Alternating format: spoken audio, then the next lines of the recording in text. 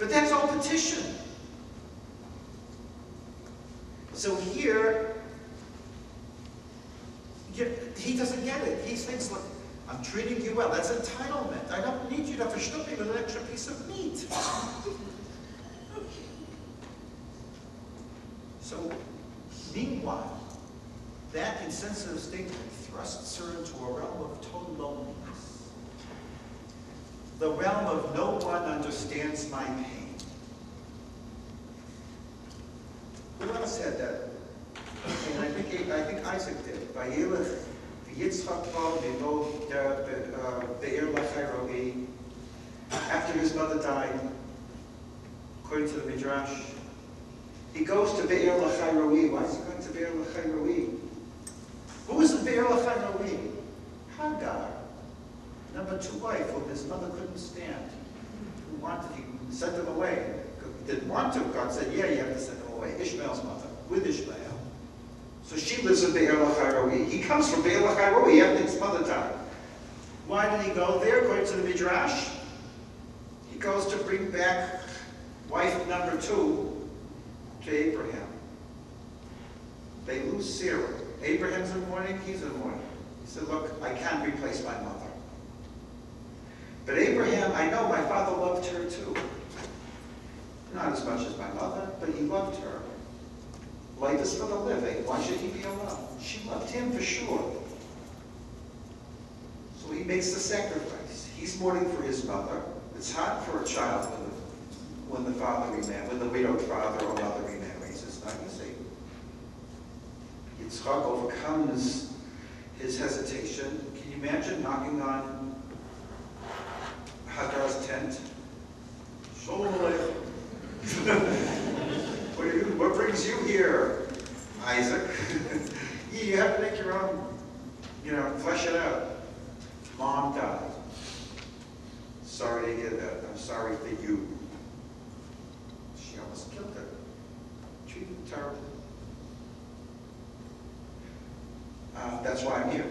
I think, I know you and Dad always had a positive relationship. It wasn't peaceable while Mom was alive at a certain point because of your brave son.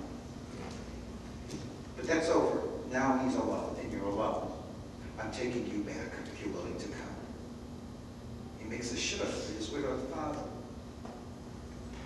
So he had a chavrusa in mourning for Sarah, and now he lost her because now Abraham is remarried with his old flame. And now he's all alone, mourning for his mother.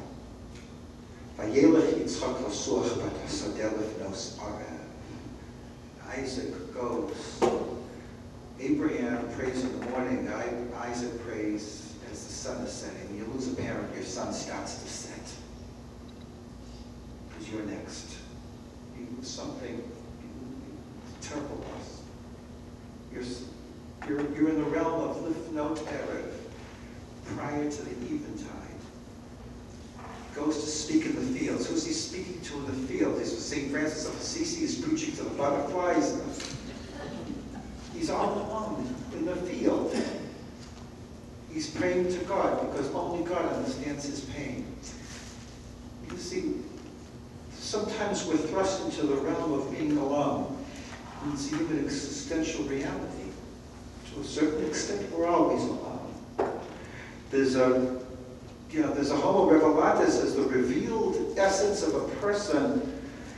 Our friends know us well, our lovers know us more, our wife, our husband, parents, but there's always a realm that another human being cannot plummet.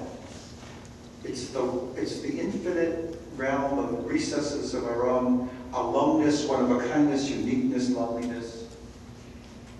So as Rabbi Soloveitchik often points out, it's the only and lonely one who's the source of our being, who can plummet that realm, the recesses of that realm. Prayers don't always require words. Sometimes they defy words. Sometimes it's music, sometimes it's just praying. After this is said, her best friend, her lover, her husband who doesn't know what to do for her, and really doesn't know what to do for her,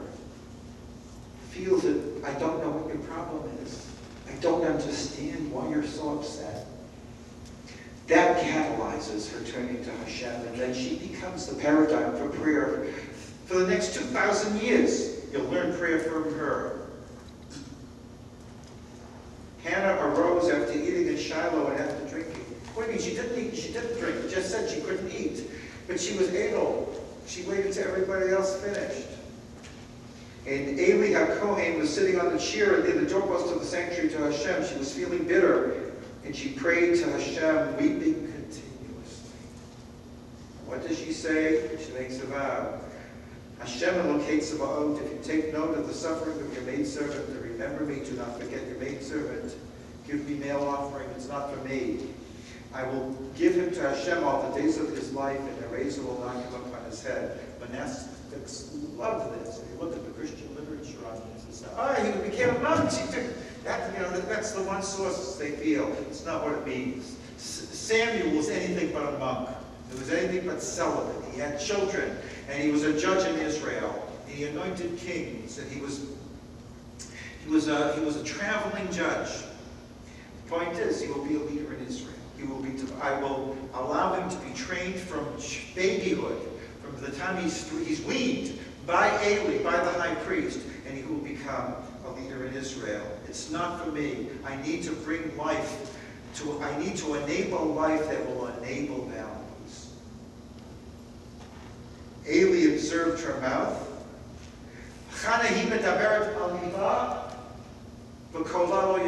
She was speaking from her heart.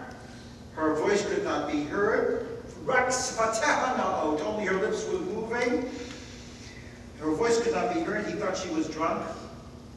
The Vilna Gaon has an interesting formulation here. The priest had the semi-prophetic source of his breastplate. There were names on his breastplate, and prophetically, when he wanted to, when there was an important decision to be made or analysis to be made, certain letters on the breastplate would light up. But he had to put the letters together and figure out what it meant.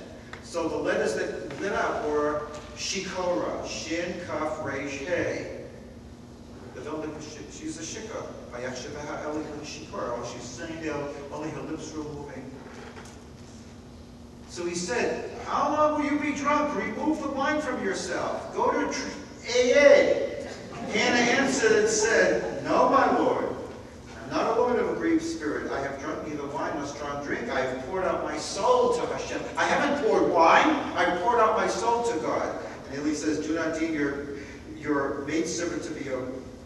and Eli said, go in peace. May the Lord of Israel grant your request that you have made of him. Now, the Vilna Gaon says, 5 minutes? Oh, yeah. Okay, sure. Yeah. Questions will be, I'm going to end 15 minutes late, and then we'll have questions for 45 minutes. No? Okay, we'll move on to it. The Vilna Gaon says he read Shikora, but he should have given it the benefit of the doubt, because the same letters could read Kashera, she's kosher, or Kasara, she's like Sarah. Right? You have to judge someone meritoriously. You know, on one hand,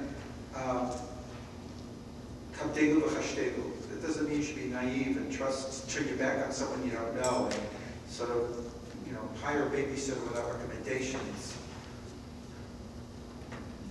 But when you're judging someone and you're not being vulnerable to that person, you don't read Shikora, you can read Kashira, you can read Kasara.